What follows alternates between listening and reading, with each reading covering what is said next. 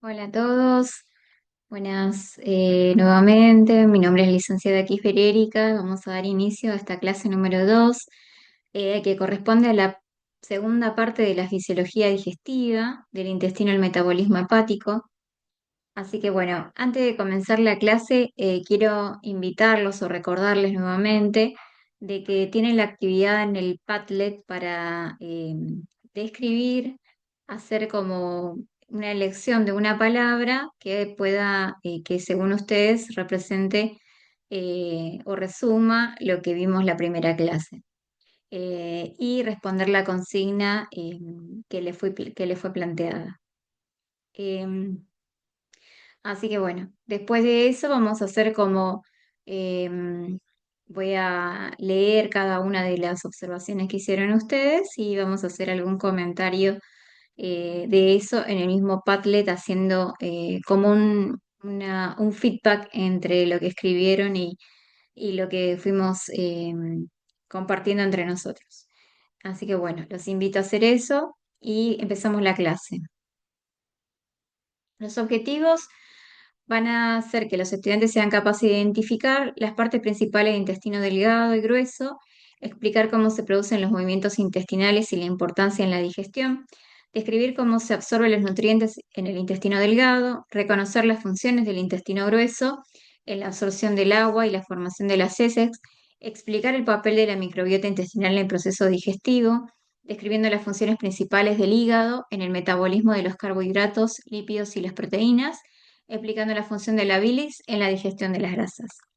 Bien, arrancamos con la primera parte, que sería la fisiología del intestino delgado y grueso.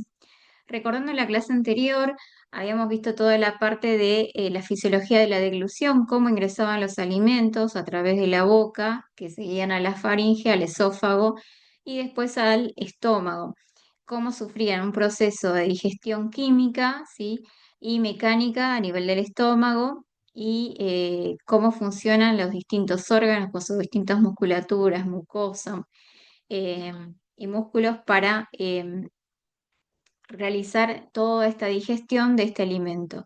Bien, una vez más, cuando el alimento llega al intestino delgado, recuerden que nosotros nos quedamos en la formación del quimo en el estómago y este quimo pasaba al intestino delgado. Bien, así que vamos a arrancar con la fisiología del intestino delgado, cuando recibe el quimo del estómago.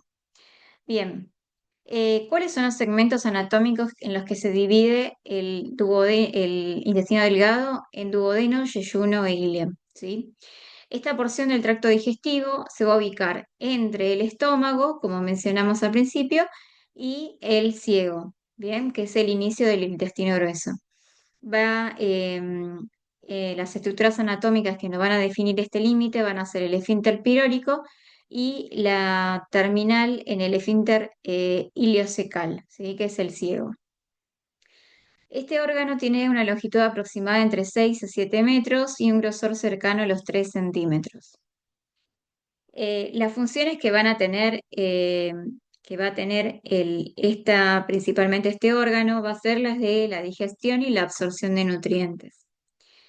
La superficie luminar, es decir, la superficie que va hacia adentro, ¿sí? Que cubre toda la luz de este órgano, contiene millones de microvellosidades que les vamos a ver posteriormente, pero eso es como para hacerles un pantallazo de lo que vamos a ir viendo sobre este órgano.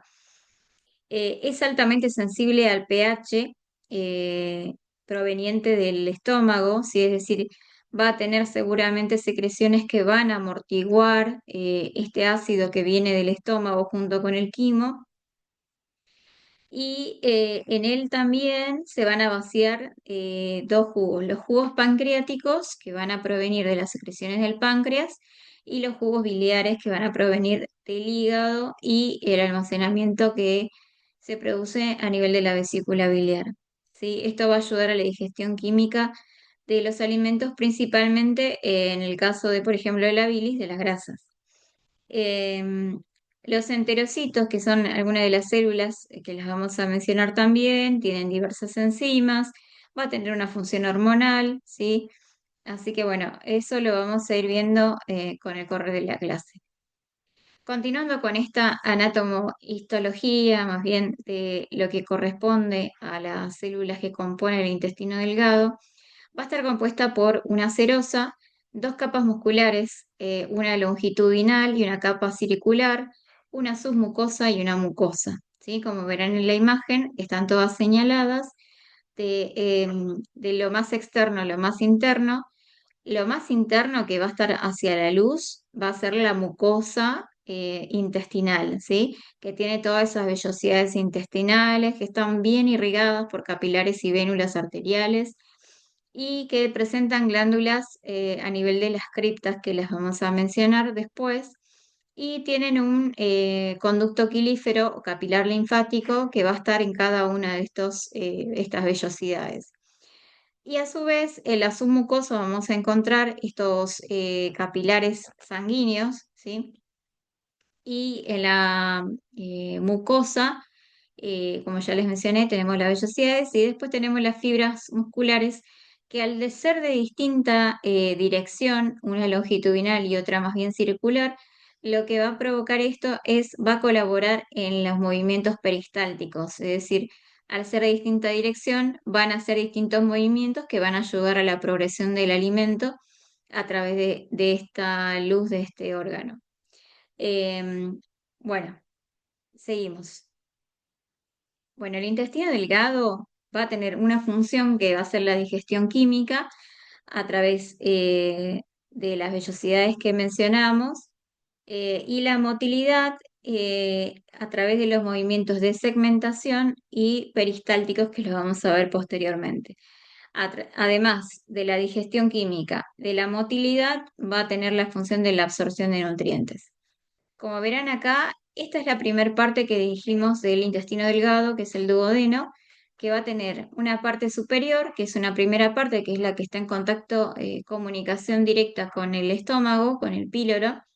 Va a tener una parte descendente, como verán en la imagen, que es la segunda parte.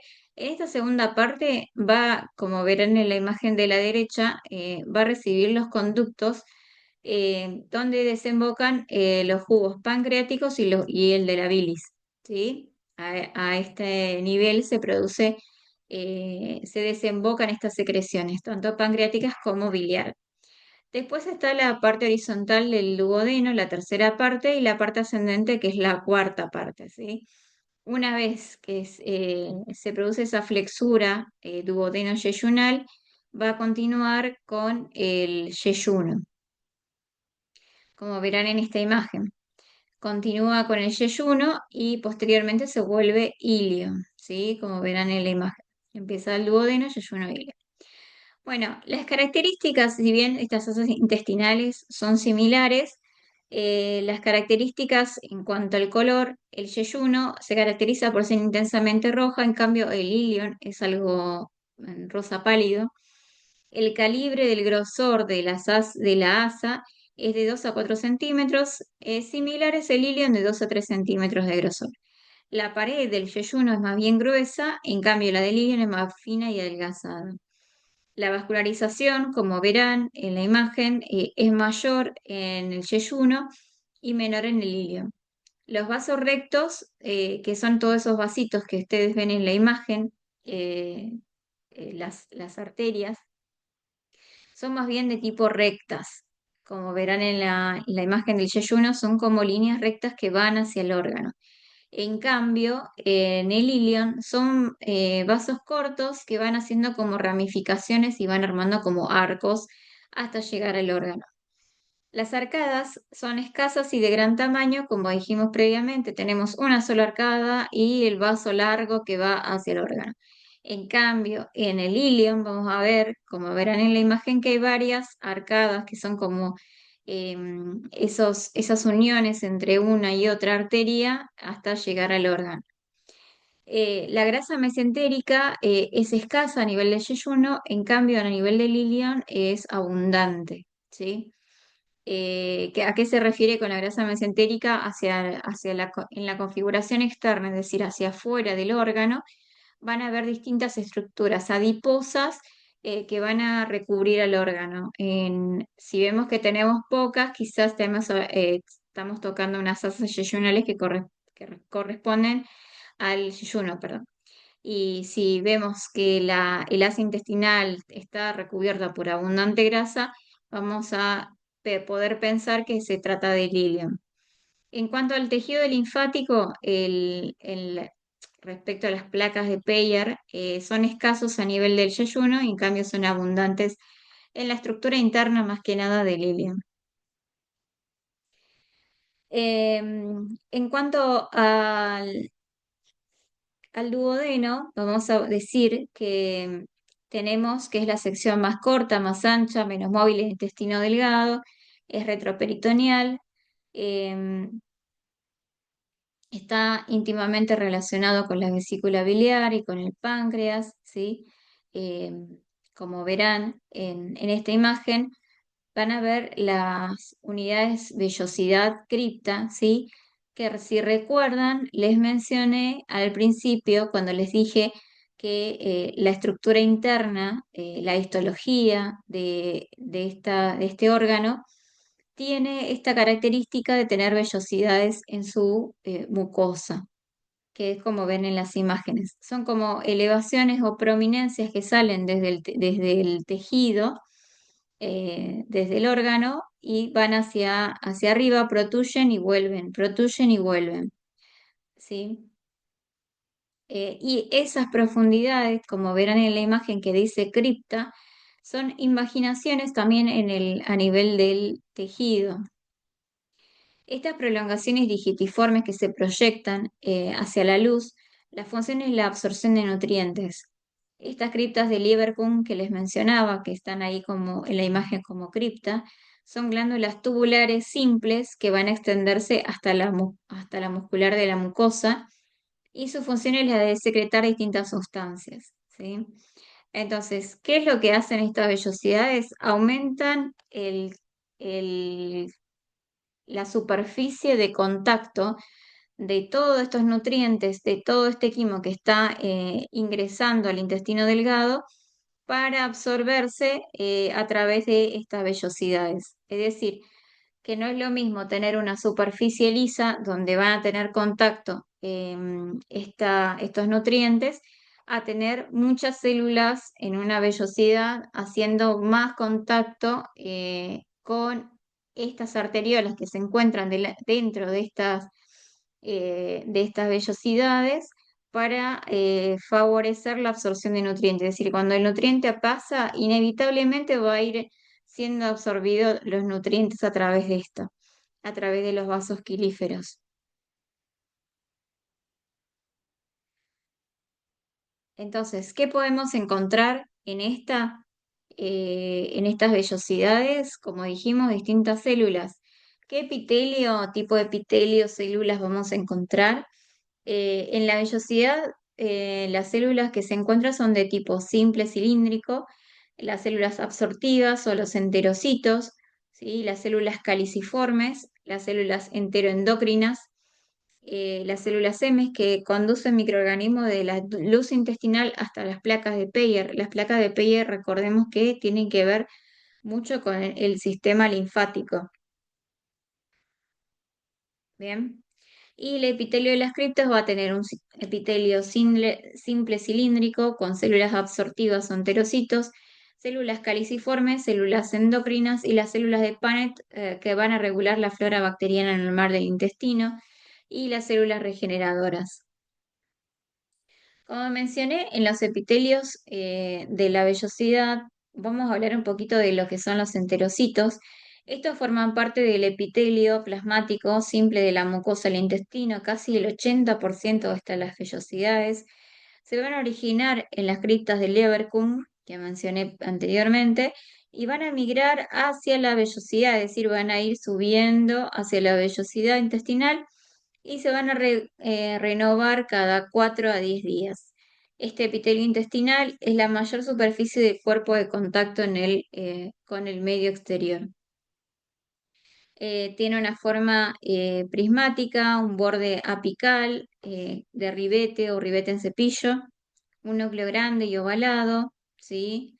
Tiene numerosas mitocondrias y un aparato de Golgi grande para justamente todas las funciones que tiene que cumplir.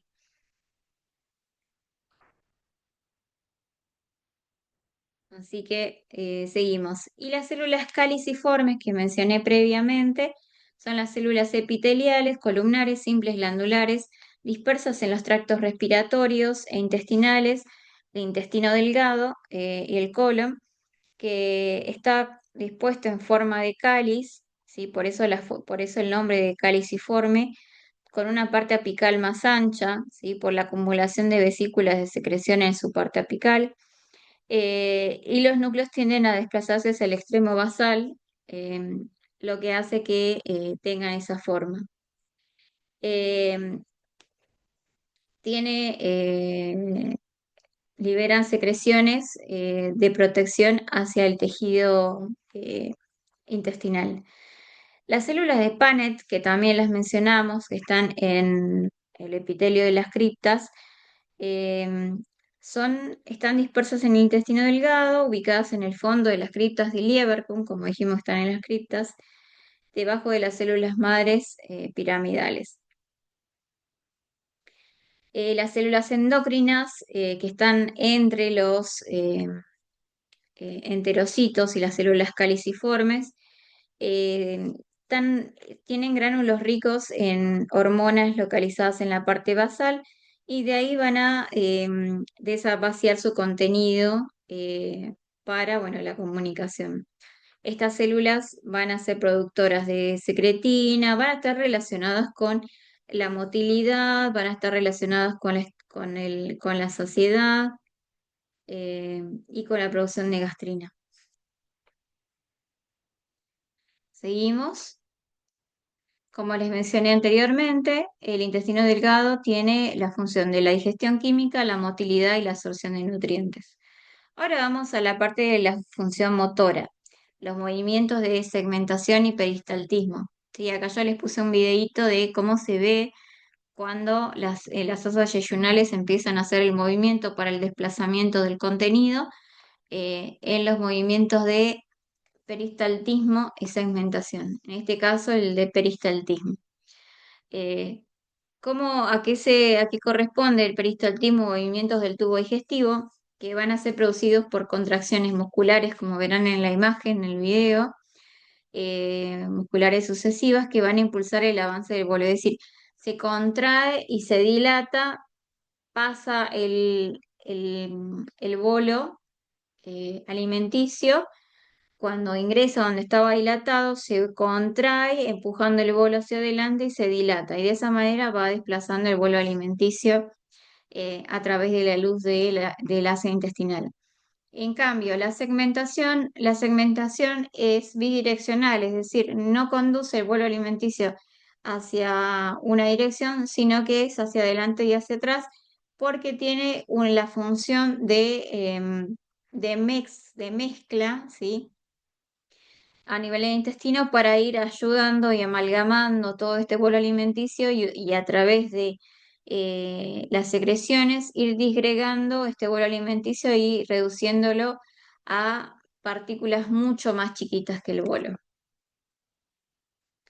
Esa función motora, ¿sí? De agitación y vaciamiento del estómago, agitación del duodeno, eh, y las funciones de romper partículas, mezclar el contenido con secreciones y empujar el contenido en sentido orocaudal, ¿no?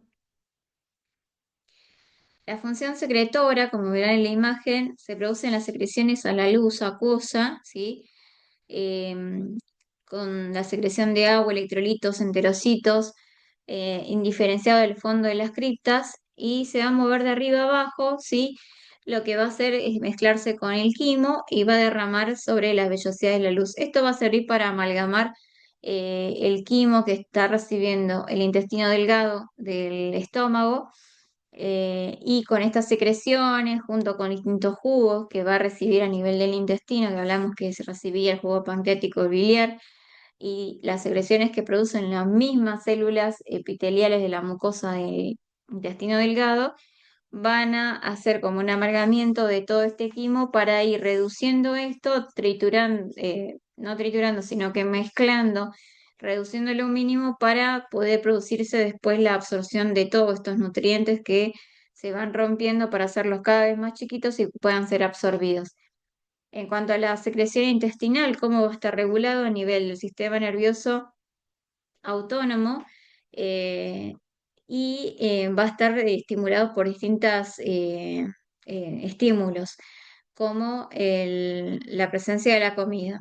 Si es local, se refiere al sistema nervioso entérico, cuando ingresa la comida y el contacto del bolo alimenticio del quimo a nivel del intestino va a ser un estimulante para la secreción de estos jugos, el jugo intestinal. Y el sistema nervioso autónomo, a través del parasimpático vagal, que es el que se estimula cuando nosotros comemos, va a producir el aumento de las secreciones a nivel de la luz para, bueno, poder absorber todos los nutrientes, ¿sí? Es por eso que después de que comemos, nuestro organismo está enfocado en la secreción de los jugos, en la absorción de los nutrientes, y esto es gracias al sistema nervioso autónomo parasimpático.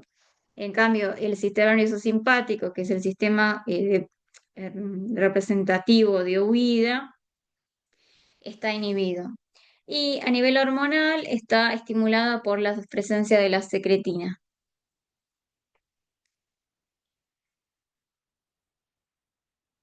Bien, la función de absorción, ahora vamos a hablar un poquito de esto, ¿sí? El intestino recibe de 9 litros de fluidos por día. Va a absorber 7,5 litros por día, casi el 90% de lo que recibe, y el 100% de la absorción de los nutrientes. En el primer esquema van a ver, como les mencionaba previamente, cómo las distintas secreciones van a ir desmenuzando la comida en los distintos nutrientes que necesitan ser absorbidos. Por ejemplo, en la imagen de la izquierda verán que una de las enzimas, la aminasa salival, va a ir rompiendo, que eso lo vimos en la clase, en la primera clase, cuando hablamos de la digestión en la boca. Va a ir destrozando a través de la trituración, o sea, toda una parte mecánica, la trituración y mezcla, y una parte química a través de las proteínas, las enzimas que van a ir rompiendo todas estas uniones de los carbohidratos, de las proteínas, de los lípidos, para ir haciendo cada vez más chica para este alimento, ir separándolo y que pueda ser absorbido a nivel de los intestinos. A nivel del estómago tenemos las lipasas gástricas y la pepsina, que van a ayudar a convertir este bolo alimenticio en lo que llamábamos el quimo, ¿sí? Y una vez que llega este quimo al intestino delgado, se va a producir la digestión a través de distintas enzimas: la lactasa, sacarasa, maltasa, lipasa intestinal, peptidasa, la lipasa pancreática, gracias al jugo pancreático. Se produce la absorción de aminoácidos, ácidos grasos, glicerol, monosacáridos, agua, minerales, ¿sí? Y finalmente, a nivel de intestino grueso, que después lo vamos a ver, se produce más bien la absorción de agua, minerales y vitaminas, ¿sí? Es como la última parte. Bien. Y todo esto gracias a un sistema de absorción portal, que ahora después lo vamos a ver, se produce la absorción de los nutrientes. Nuevamente acá en la imagen de la derecha también les puse de otra forma más gráfica qué se absorbe en cada una, ¿no? Principalmente. Pasando al intestino grueso. El intestino grueso va a tener como principales funciones la absorción de agua y cloruro de sodio, como les mencioné previamente, absorción de vitaminas y otros metabolitos de la flora intestinal, la secreción de moco como protector, movimientos de mezcla y movimientos en masa, y la formación de las heces y la digestión o la defecación. ¿Sí? Bien, ¿cómo está compuesta este colon, este intestino grueso? Va a tener la primera parte llamada ciego, ¿sí? Con la válvula ileocecal, que es la comunicación con la última parte del intestino delgado, con el ileum. Un colon ascendente, un colon transverso o transversal, un colon descendente y un colon sigmoide finaliza en el recto y en el ano. A nivel del ciego podemos encontrar que tenemos al apéndice vermiforme, que no tiene ninguna función, pero que a veces suele inflamarse o infectarse y causar las famosas apendicitis. Y respecto a no sé si lo llegan a visualizar bien en la configuración externa de lo que es el órgano, tiene como pequeñas abollonaduras en eh, en su configuración externa que se llaman austras, que son como esos globitos que ustedes ven ahí que van continuando uno arriba del otro. Y en el medio vamos a encontrar lo que se llama la tenia coli, ¿sí? Que es, o la tenia libre, que es otro nombre que recibe, que se ubica hacia la parte media de lo que es el órgano. Y también vamos a encontrar que en el órgano van a salir como contenido graso, que son los llamados apéndices epiploicos, ¿sí? Que es normal. Bueno, dicho esto, vamos a continuar con la configuración externa del colon. Bien, ¿cómo son las células de este órgano? A diferencia del intestino delgado, las vellosidades, como verán, del intestino grueso son mucho más chiquitas. Lo que son más profundas son las criptas. Las criptas son más desarrolladas a nivel del intestino grueso. Vieron las criptas del Lieberkühn en el intestino delgado y comparándolas con estas son más profundas y tienen unas vellosidades mucho más chiquitas. ¿Sí? Esa es la gran diferencia entre una y la otra. ¿Sí? Bien.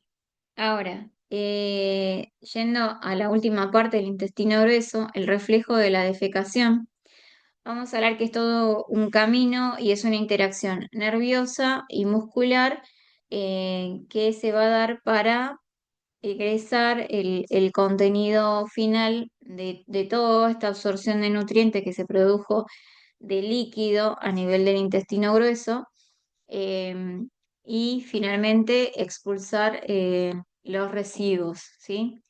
Al llegar el contenido fecal al recto, que es la última parte del colon, va a comenzar lo que se llama el reflejo local, comandado por el plexo mientérico. El plexo mientérico es como un conjunto de receptores que se encuentran y neuronas que se encuentran a nivel del músculo del recto. Entonces, estos van a censar la llegada del contenido fecal y por medio de vías aferentes van a detectar la distensión de las paredes del recto y van a llevar esta comunicación o esta señal hacia la médula espinal, ¿sí? Iniciando por las vías eferentes, o sea, volviendo la comunicación, lleva la información y esta se la devuelve a través de las vías eferentes, iniciando las ondas peristálticas desde el colon descendente hasta finalmente llegar al recto. Sin embargo, este medio o este camino, que es el reflejo mientérico, ya que se produce debido a la recepción del plexo mientérico a nivel del recto, es débil para provocar por sí solo la defecación. También tiene que suceder lo que es el reflejo parasimpático. ¿Qué quiere decir esto?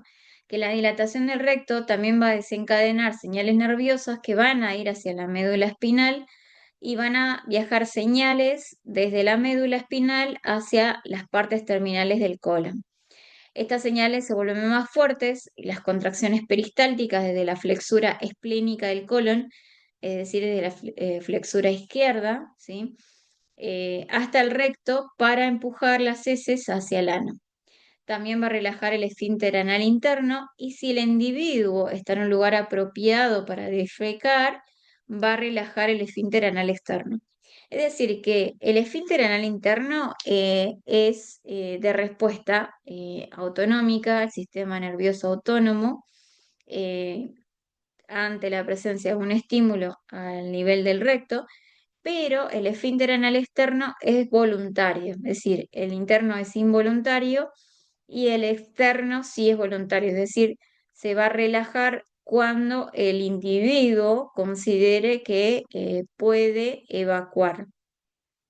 El reflejo parasimpático va a ser que cuando el individuo esté relajado para evacuar, va a contraer el diafragma, los músculos abdominales y va a bajar el suelo pélvico para que se pueda finalmente proceder al proceso de la defecación.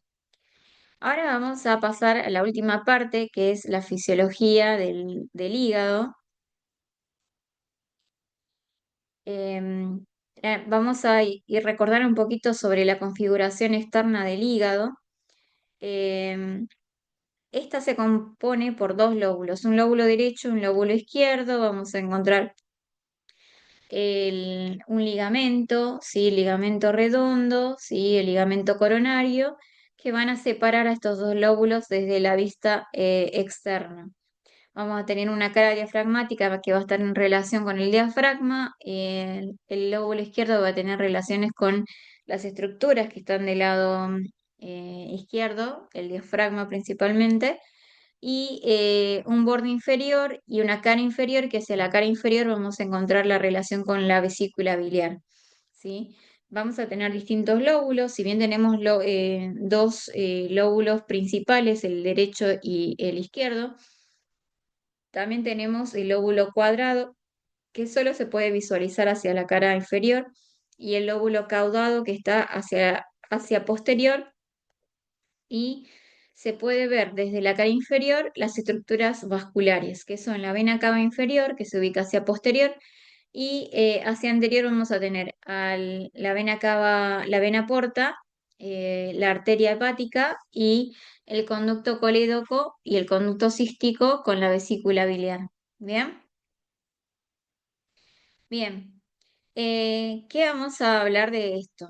Este tejido hepático va a estar compuesto por diferentes lobulillos. Estos lobulillos hepáticos, ¿sí? Verán que tienen formas hexagonales, ya que en cada una de estas puntas de este hexágono se van a encontrar lo que se llama la tríada portal. ¿Cómo está compuesta esta tríada portal? Como verán en la imagen, va a estar formada por una rama del conducto biliar, una rama de la vena porta hepática, una rama de la arteria hepática. Va a estar formada por las células del hepatocito, el sinusoide hepático, eh,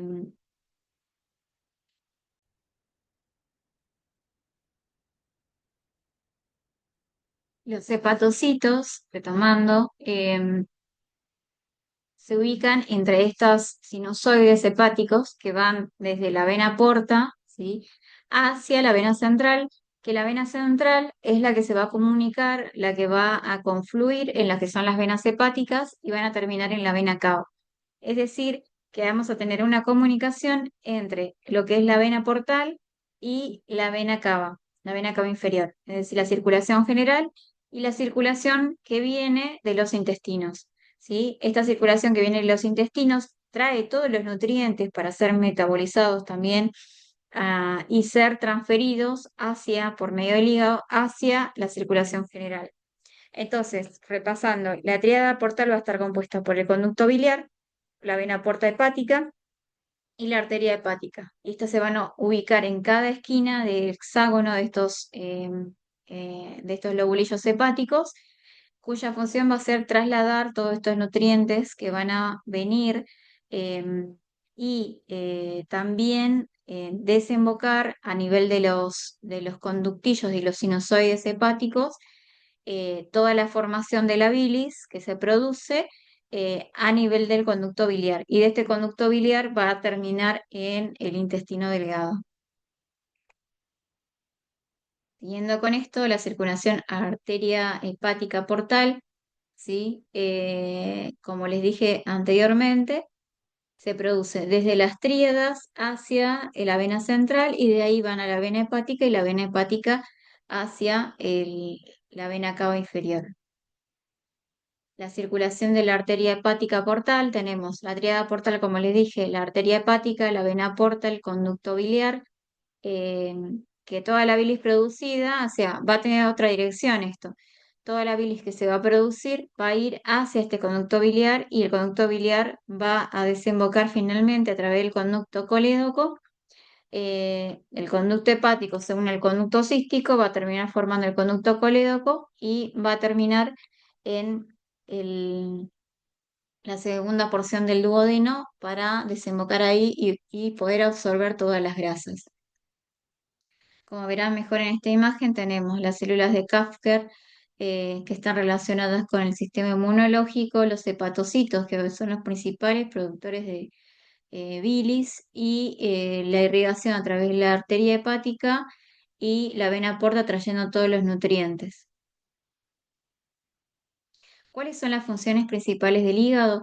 La síntesis de colesterol, la producción de triglicéridos, es decir, la metabolización de lípidos, la metabolización de carbohidratos a través de la gluconeogénesis, la glucogenólisis y la glucogenogénesis, la producción de la bilis, que lo mencionamos anteriormente, que va a favorecer la digestión de los alimentos, el depósito de sustancias, es decir, el almacenamiento o guardado de algunas sustancias como el glucógeno, la vitamina B12, el hierro, el cobre, y la transformación de amonio en urea, la desintoxicación sanguínea, neutralizando ciertas toxinas o fármacos y la hemoglobina. Algunos medicamentos que nosotros tomamos metabolizan a nivel del hígado y nos ayudan a desintoxicar y a poder metabolizar estos fármacos y poder eliminarlos de nuestro cuerpo una vez que han hecho su función.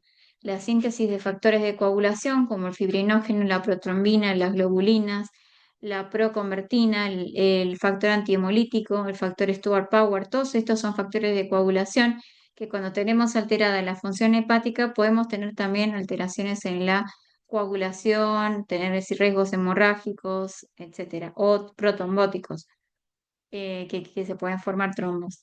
Y la síntesis de proteínas a través de la secreción o la formación de albúmina, que es la principal proteína, y las lipoproteínas, como lo son, por ejemplo, la LDL, la LDL, la HDL, que la habrán escuchado porque son unas de las que se dosan en los laboratorios. Entonces, la síntesis de las proteínas plasmáticas y las lipoproteínas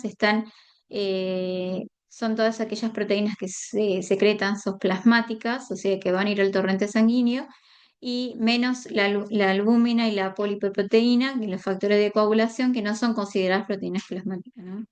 Y la síntesis de proteínas transportadoras de colesterol y ácidos grasos. El metabolismo de glucosa, ácidos grasos y cetonas, ¿sí? Es una forma de metabolismo energético, almacenando la glucosa en forma de glucógeno, la conversión de aminoácidos en ácidos grasos y glucosa, la síntesis y degradación de los lípidos, la regulación de los niveles sanguíneos de glucosa, aminoácidos y ácidos grasos, es decir, cuando se produce un consumo energético excesivo, el organismo a través del hígado que tiene la capacidad de transformar los ácidos grasos o el almacenamiento de grasa, lo puede transformar en energía a través de los cuerpos cetónicos, que estos cuerpos cetónicos son energía rápida para usar en el momento. El problema está cuando se acumulan estos cuerpos cetónicos por otras patologías. El metabolismo de las grasas a través de la oxidación de triglicéridos para producir energía, que dijimos que las grasas también son una forma de producir energía, la síntesis de las lipoproteínas como la VLDL que mencioné anteriormente, la conversión del exceso de los carbohidratos y las proteínas en ácidos grasos y triglicéridos, y la exportación y almacenamiento de tipos de tejidos de tipo adiposo, y la síntesis de colesterol y fosfolípidos. Ahora vamos a hablar un poquito de lo que es la bilirrubina, ¿sí? Que es los glóbulos rojos, cuando cumplen un ciclo, los 120 días, empiezan hasta a envejecer, eh, van a liberar lo que es el grupo hemo. que a través de la hemoxigenasa se va a transformar en biliverdina y esta biliverdina, por medio de la biliverdina reductasa en bilirrubina, que es no conjugada, por medio de las células hepáticas, va a pasar a la circulación enterohepática, ¿sí? Esta bilirrubina conjugada pasa a la flora intestinal, que se va a terminar transformando a través del urobilinógeno y las estercobilinas, que le van a dar cierta coloración a las heces, es decir, que cuando tenemos alterado el sistema hepático, vamos a tener quizá cambios en las heces. Entonces es una forma también de ver como la función hepática, el color de nuestras heces, eh, a través de la bilirrubina, que es la última degradación del grupo hemo. Y finalmente, hablando un poquito de lo que es la bilis, ¿sí? La función va a ser de esta: neutralizar el pH ácido, drenar los productos de desecho, emulsionar las grasas y la formación de micelas para poder como envolver el tejido, los nutrientes grasos, como la vitamina A, D, E, K, que son de tipo grasa, eh, que son liposolubles, perdón, que se absorben en el intestino, pero como al ser de tipo liposoluble necesitan un medio que las ayude a poder ingresar a la célula. Estas son las micelas que van a cubrir estas, por ejemplo, estas vitaminas para poder absorber y poder almacenar esto. Entonces la bilis tiene esta función de neutralizar, emulsionar las grasas para poder ser absorbidas. ¿Qué es la bilis? Es un producto de la secreción hepática que los mencionamos anteriormente, va a ser el responsable de su producción, va a ser el hepatocito, que se va a vertir en el conducto canalicular, que es el conducto que vimos cuando hablamos de la tríada portal, a través del conducto biliar y va a ir a la vesícula biliar donde se va a terminar almacenando. El hepatocito, a través de la membrana sinusoidal, el espacio de Dice, se va a producir un intercambio de sustancias entre el plasma y el hepatocito y está formada la mayor parte por agua, sustancias disueltas, y en su interior va a contener proteínas, electrolitos, ácidos biliares, colesterol, lecitina y pigmentos biliares, que le va a dar la coloración. Bueno, con esto hemos terminado. Muchas gracias por estar en la clase. Vamos a seguramente en la próxima clase hacer un review o algo sobre esta clase, así que bueno, les sugiero, les pido que lean la bibliografía y hagan la actividad, que es una monografía. Les puse las consignas en el aula virtual, así que bueno, nos vemos hasta la próxima.